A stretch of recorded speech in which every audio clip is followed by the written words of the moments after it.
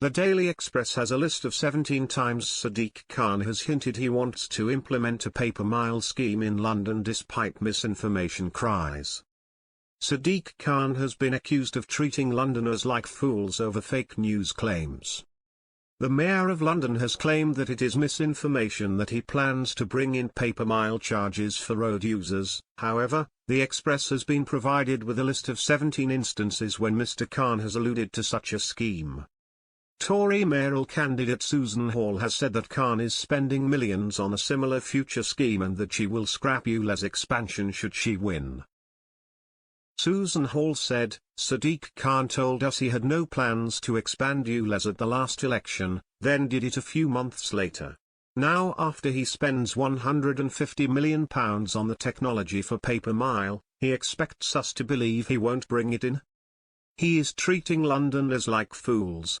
I am listening to Londoners, which is why I will scrap Sadiq Khan's ULEZ expansion and pay-per-mile plans on day one of my mayoralty."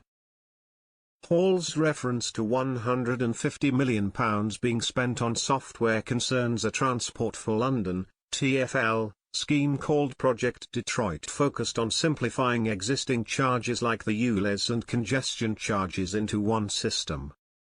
Another of its stated aims was to enable charging based on distance, vehicle type, etc., if a decision was made in future to do so.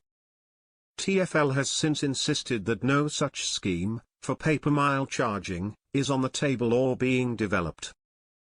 The Mayor of London said in September 2023, "I want to be crystal clear. A pay-per-mile scheme is not on the table and not on my agenda.